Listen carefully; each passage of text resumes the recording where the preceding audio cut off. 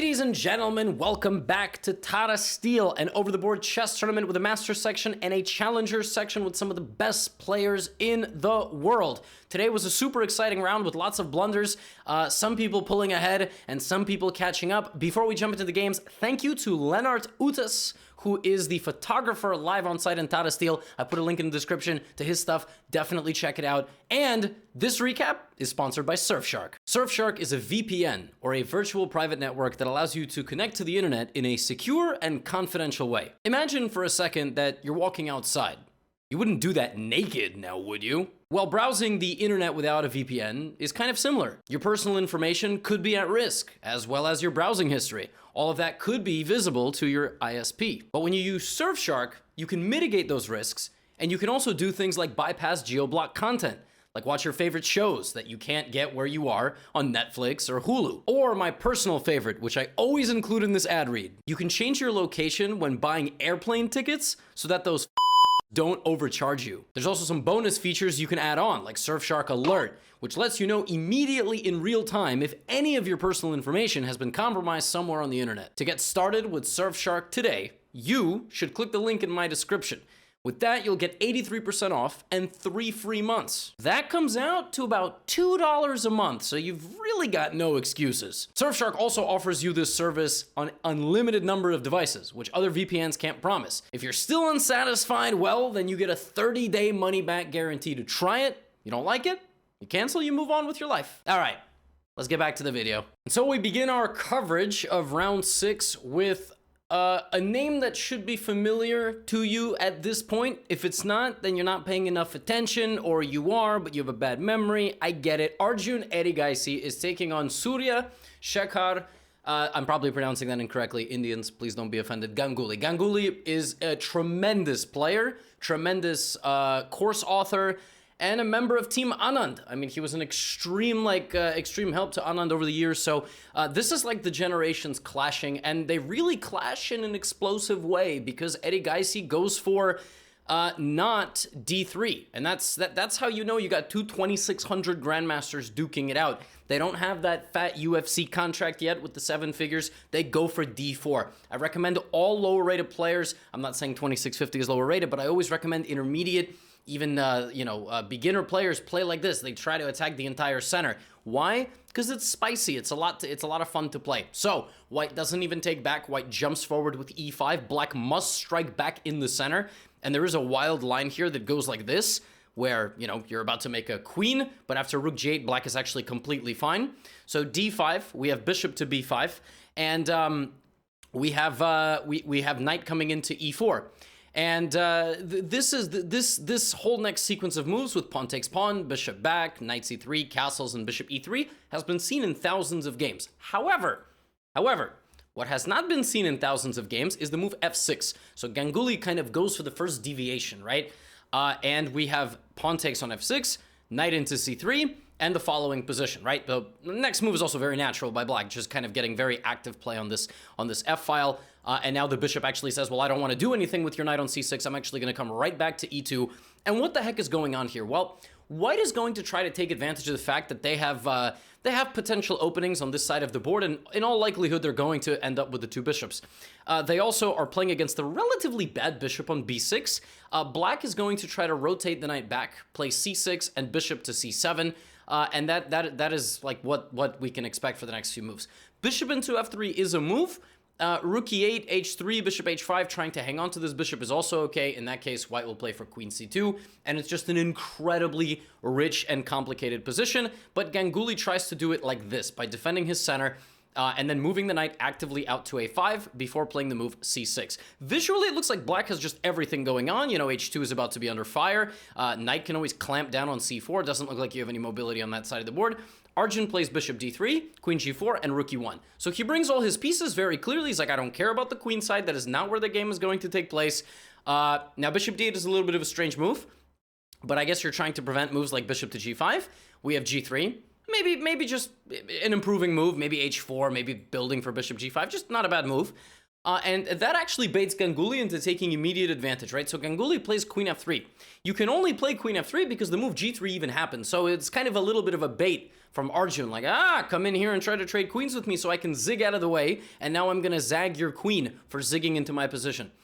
We have g6, bishop e2, and now the bishop has completely finished that rotation. So it seems like that overextension by black with queen f3 is now going to end up with an initiative for white, who, as you can see, just absolutely dominates the board. You know what piece is useless here? This knight. The entire battle is taking place in this rectangle, and that horse is just out there grazing in the fields. What the hell is it doing, right? And it can't even get back into the game. I mean, knight c4, knight d6, knight e4 looks good, and maybe you have time for it, right? But he goes on this side of the board. Here's the thing. If you play knight c4 just trying to go into the position, I go check, king h8. I mean, I can't win the game right away, but I'm getting at least a rook, or in exchange, not a full rook. So black tries to fight back on this side of the board and trade some pieces, but Arjun just gets in. He's got 4 attacking pieces versus 3 defenders while the knight grazes on the outside of the board. It would be a tremendous success if black is able to get this knight back into the game, but probably he will not. Arjun now plays rook d6, setting up yet another idea with bishop e6 and so on, trying to harass the queen and make the rook go there. We have queen e7, we have bishop e6, so now we're threatening to win, right? So we have to take, we have to sacrifice a little bit of material here by black. If white continues with rook d7, Ganguly's idea is to just basically sack his queen, right, for rook and knight. For rook and half a knight, because that knight still hasn't moved at all. Now we have bishop to c8 going for the weaknesses. And the final dagger in this position, the pawn comes to help. And now the queen is going to come back, or we're going to win this pawn, right? We have knight finally gets a move. The knight finally gets a turn, and the king is going to get swarmed by this queen. The king's just got no defense at all. King g7, f4. Okay, the knight does get to make another move. And the knight actually does end up getting to e4 in the hopes of a blockade, but Arjun just gets in. That bishop and that knight are not going to deal with the queen winning literally all of your pawns. And the second that Arjun showed that that's exactly what he is going to do, Ganguly resigned. Arjun Erigaisi is 5.5 out of 6. This dude drew the first game and he's just won 5 games in a row. That is nuts. I don't think you understand. This guy is playing at a crazy level. But I will say, his opponents, he is looking incredible, but I feel like in some of these games, it's almost been a little too easy. So I want to see in the next games, I want to see him challenged. I want to see him on the defensive side. I want to see one of the players attack him instead of him kind of having the initiative the entire game. But I'm not taking anything away from the guy. I almost look at his games and I'm like, why is he making this so simple? I don't understand. You know, like when heavyweights just land one punch and it's over? I'm like, no, fight back. I mean, look at me. I'm sitting here commentating on the game. So Arjun is killing it. It seems like this kid is the future of India, but India's got like an entire future of extremely strong players. So if you're an Indian player, you should be very happy. You should be very, very happy for Vidit Gujarati. Next game I would like to show you is the game between Fabiano Caruana and Anish Giri. You might be wondering, Levy, you named the recap what you named it. So where's that promise? I don't see. Oh, we are getting there. Okay. Fabiano Caruana versus Anish Giri begins with what? So Fabi doesn't play this. I mean, what I mean by that is these guys don't just play like random sidelines, you know? This is like what GMs play against me, because they're like, he's trash, so he's gonna lose because he's gonna implode. Like, Fabi doesn't, I'm shocked by this, that Fabi just goes for a double fianchetto. Like, no theory, let's just play chess. Anish is a super well-prepared guy. This shocked me. This was really surprising. And, you know, Anish plays a reverse London, makes a getaway square for his bishop with an h-pawn, always useful, and just develops normally. I mean, he plays a bunch of normal-looking moves, right? Perhaps the most instructive thing that he does here is he attacks the queen side with a move like a5. Fabiano plays a3, ready to meet the move a4. You could take, but also with this, which is kind of the entire purpose of playing the move a3, and c6. So this kind of pawn pyramid, very standard for the London. You know, you're going to probably put your knight on d7. This bishop, like I said, can always kind of get back. And white is going to try one of the center pawn breaks. Otherwise, white's position is absolutely crap because white has no space. So what does Fabiano do? He plays for rook e1, and his very next move is e4. Notice that Anish has moved the bishop out of the way. It's just very strange because both of these guys are really, really strong theoretically. So I would think Fabiano would try to blow the guy off, off the board, introduce some new novelty or something. But okay, knight bd7, normal stuff, queen e2, queen b6, everything here has been seen before, and generally white tries to lunge forward with the move like e5. I've seen this in some positions, but Fabi plays a4. Okay, you can't hate on a4, it obviously prevents black from coming forward. The queen side is relatively frozen. Anish brings his rook f to c8. The other thing is, these guys, as good as they are, they don't play positions like this the majority of the time.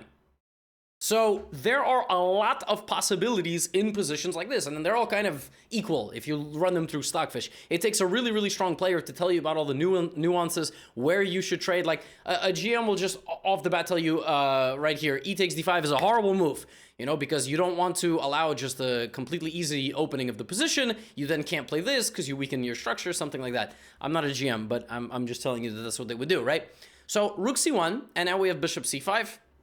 And we do have this e5 move, and Fabiano here plays knight to f1. So he takes the space in the center. It seems like he's going to try to maybe create an attack. We're going to see what he tries to come up with. Anish backs up, very kind of locked position, and king h1.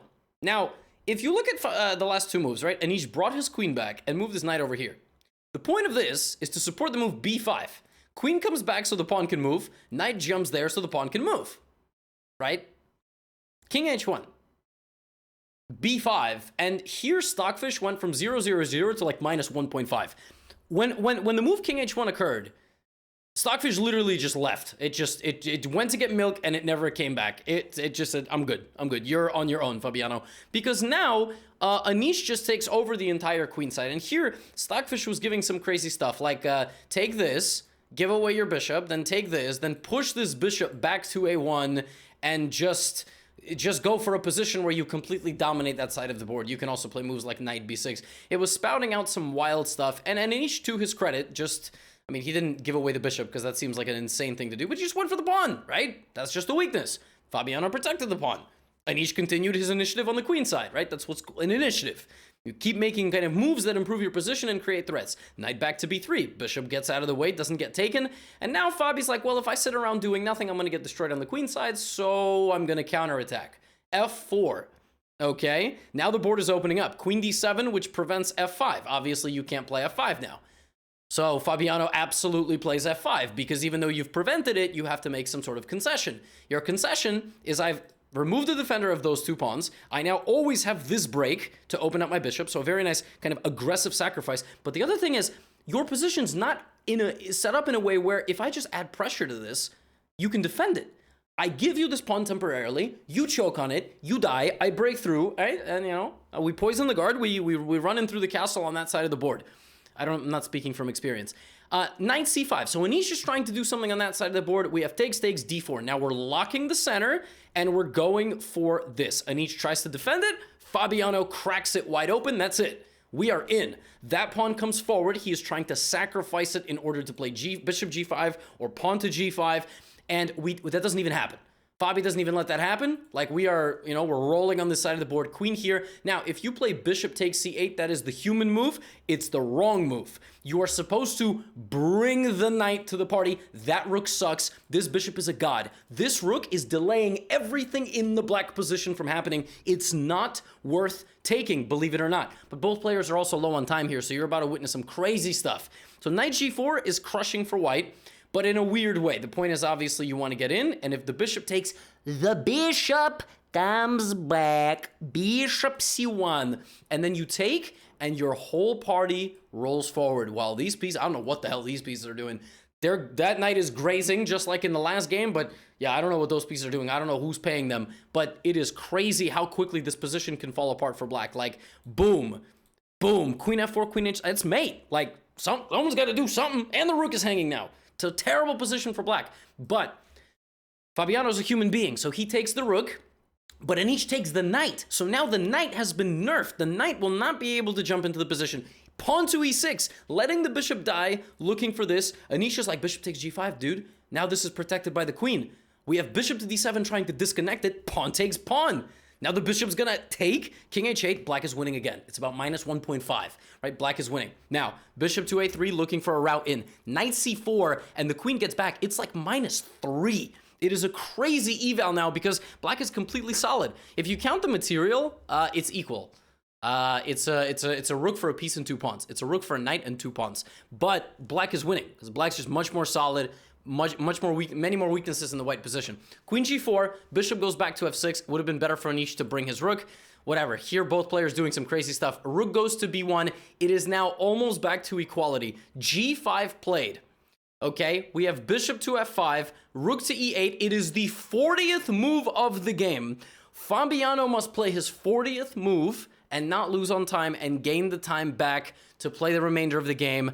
And the only move to do that is to let the bishop die and attack the rook. Just play queen to h5. Rook will move somewhere and you get your extra hour and you keep, or 30 minutes and you keep on playing. 30 minutes, an hour, I don't know what the time control is. And here, Fabiano Caruana, if I give you 10 guesses, you would not be able to guess this move. I mean, some of you would because you're like, oh, I saw that. Fabiano Caruana played the move rook to b6. The move rook to b6 attacks this pawn. Anish took the rook. And the clip of it is like Fabi makes the move, press it. Fabi had 20 seconds. So Fabi played the move, and as he turned, literally was like, yo, what the like, and Anish kind of also, and yeah, I mean, I don't know. It happens. He was probably just thinking for a very long time about the knight kind of coming in this way. Same knight, by the way, right? c4, d2, just like last game. And the dust settles, and Anish Giri's up 2 pawns. 3. He's up, well, he's going to lose that pawn. But, yeah, they trade, and, okay, the only thing as black you have to not blunder here is a rook, queen, or checkmate, or a perpetual check.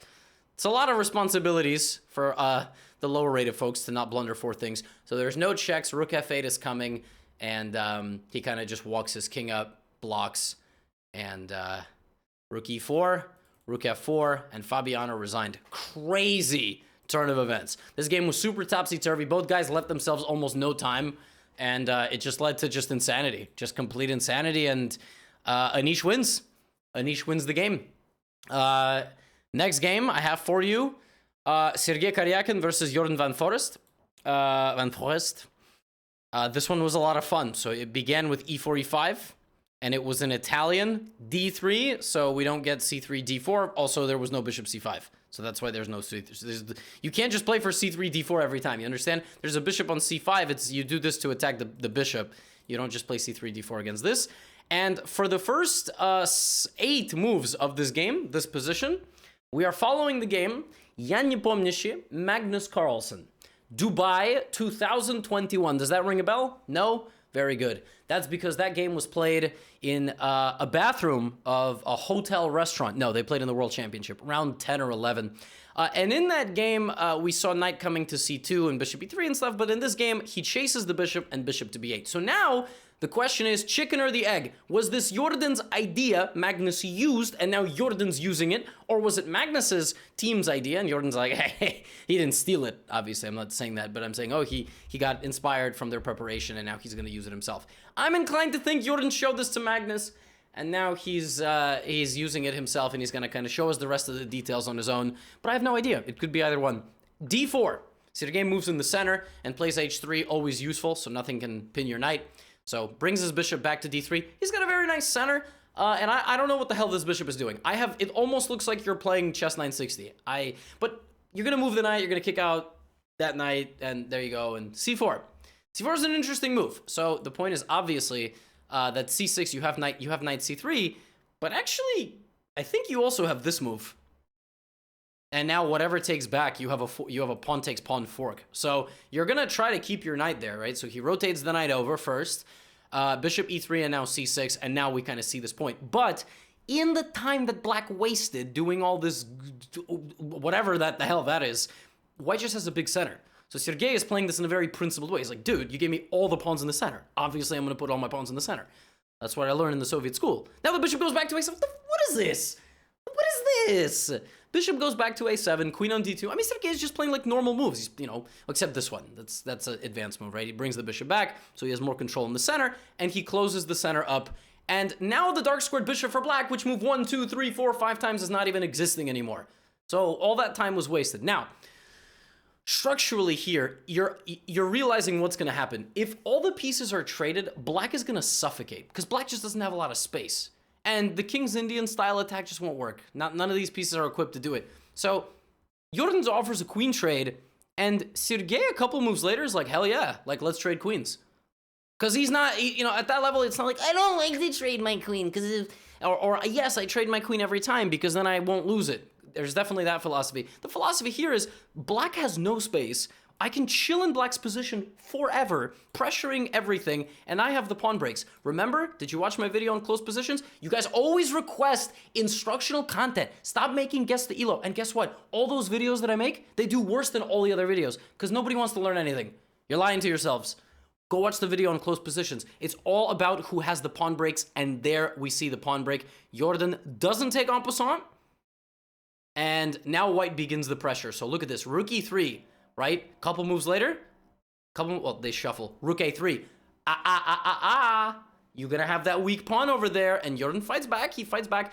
Look how depressing this position is for black. And yeah, folks, I'm just gonna continue to hit the right arrow key and kind of talk you through what's happening here. As you can see, Sergei has won the pawn, and black has now been completely kicked out of the A file. This is what we call a close position. But there's one pawn break here that's just gonna, you know, if black had a pawn on a5, it's close to a draw, but Sergei removes the light-scored bishop. He goes all the way back, and he rotates the knight to, and then he plays a5. Very simple, ba, rook a5, and yeah.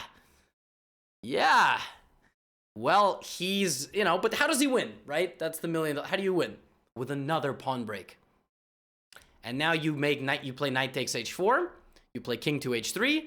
Well, okay, that was slightly less intimidating because, you know, the rook stuck around. Now the rook can't even go back to h8, by the way. Knight c6. How do you actually win, though? How do you... you got to just separate all the pieces from one another. You end up trading. You bring the rook in, right? So you also could have had something like this. Rook b6, rook a7. It all wins. And the rook gets in. And knight a7, he resigns because this, and I mean, first of all, you can grab a pawn, grab the knight. Black has absolutely no moves. Rook a4, kick the knight out, promote your b pawn, game is over. Jordan has definitely had better games. Like that was unenjoyable. Some chess games you lose are enjoyable. That one probably felt like a blood draw. That did not feel good.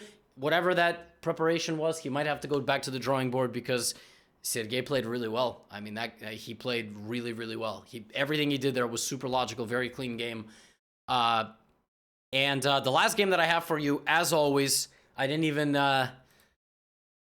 expect you to watch the rest of the games. I know this is an inside joke at this point. We got Magnus Carlsen and Richard Rapport. So we got the GOAT and we got the GOAT of creativity. They're both GOATs.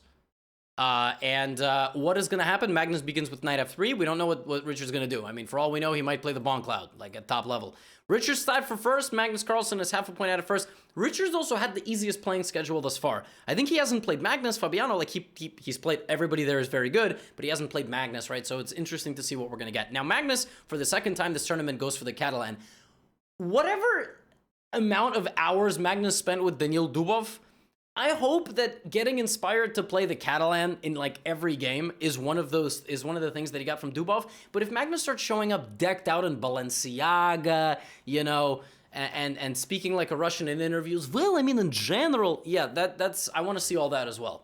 So, what is Rapport gonna play against the Catalan? How do you tame the wild beast? DC4 main line, knight c6. Okay, so the point of knight c6 is immediate pressure on this pawn, and also the move rook b8.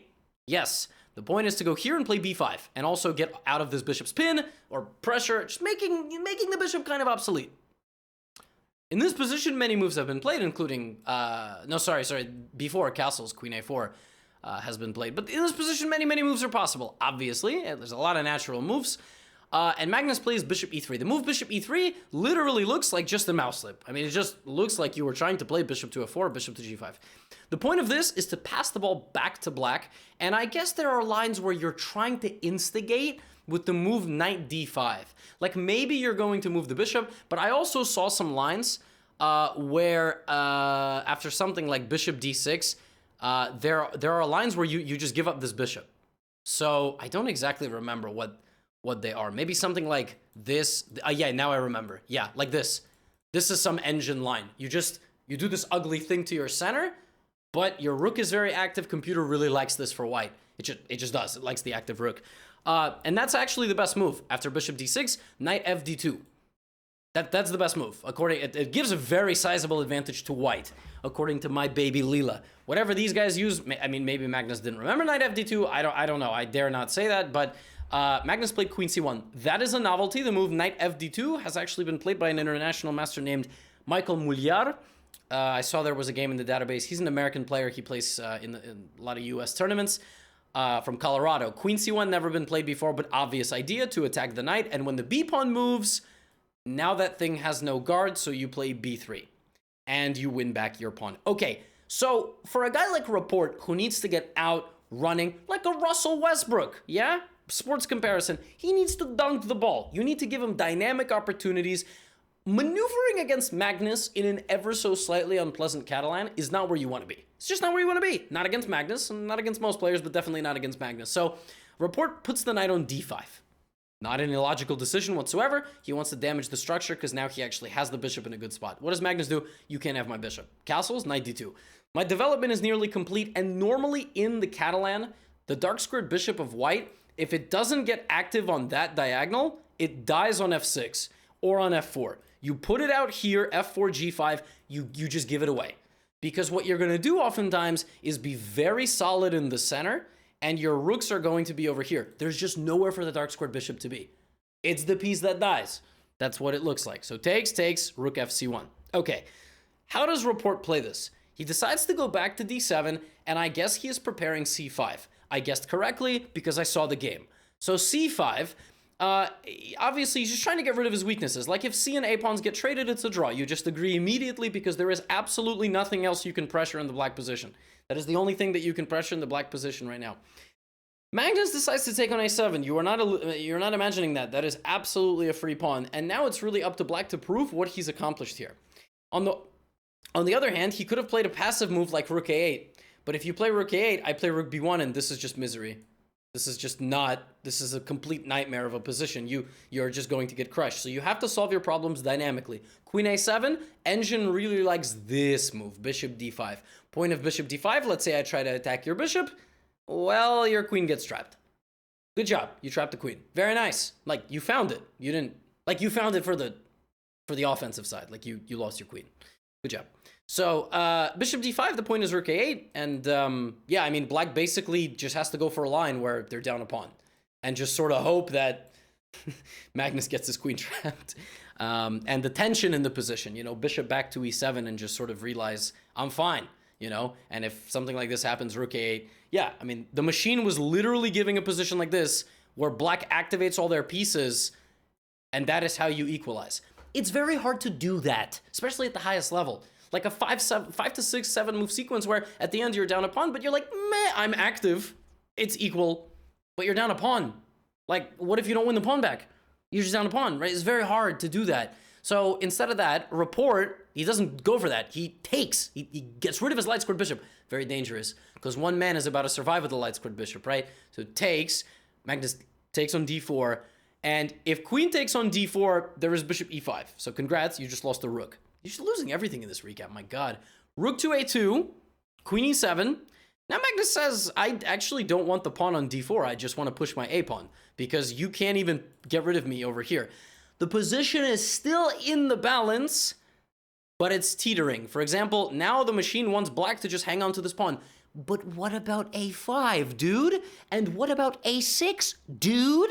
I mean, so the pawn can't be stopped, which is the entire imbalance of the Catalan. It's this queenside pressure, right? So rook fd8, but now Magnus comes back to take on d4, and at this point Stockford is like, oh, yo, remember when I left earlier, bro? You on your own, man. I'm gone. No chance. No chance. And, well, Report tries to get active. He tries to swarm the pawn, but the pawn's just moving. And Report's like, all right, if I'm going to go out, I am going to go out with a bang. You can't take my knight, dude, because I'm going to take your rook. Magnus is like, yeah, but I can pin your knight to your queen. And bishop e7, now everything's protected, so I am threatening to take your knight. You have to move your knight. Report's like, no, I don't. No, I don't. Magnus is like, all right, whatever. Okay, dude, you got it. And now I attack everything. So bishop goes back to e7, and now we end the game in flashy style. Pawn takes knight, hits the queen. Queen sacrifices itself on a2, and if rook takes a2, this, and you're not even losing according to El Stockfish. But yeah, Magnus now plays a very nice move. Queen takes e7, letting this rook die because both rooks are hanging, and queen c2 check, king to h7, and b7. His king is safe. Very nice, huh? Escaping on the Catalan bishop square. If it's swarmed, then yeah, okay, black can for half a move prevent this, but you just lose. Queen d7, and the game is over. If you're wondering, by the way, why the game is over, like you're a little bit perplexed, I'm gonna check you, I'm gonna win your pawns, and then my king is safe. I'll just torture you for a long time. You can't move at all. So rather than playing on at all, he resigns. And that's a 31-move win for Magnus Carlsen. So a perfect Catalan game, basically. It could not have gone any better. Tries a new idea. I don't know if he misplayed. Maybe knight fd2 was the kind of justification of bishop e3. He decided to go with queen c1 and b3. And yeah, report had to be very accurate. But Magnus wins a typical Magnesian game. And yeah, today was filled with a lot of crazy mistakes. Like the game ending in 30 moves. Anish and Fabiano just stole the show today. And Jordan getting himself locked in a cage, and just, yeah, rough day for some players. But at the end of 6 rounds, Magnus now joins the leaders. Shocking. It's like when the Golden State Warriors are at full force. Oh no, they lost the game. They're not going to become the champions. But the craziest thing is Magnus is +2 after 4 rounds. So he has 4 draws and 2 wins, and he's losing rating. This 2900 quest is going to be really, really difficult. And I'm not even going to look at the standings of the other section. It's like Erigaisi and the field. But if somebody catches up to him, we will look. The link is in the description for you to check it out. And as always, thank you to Lennart for the amazing photos from the tournament. Go check out his website. Link is in the description. Go check out Surfshark. Link is in the description. Blah, blah, blah, blah, blah. I'll see you in the next recap. Get out of here.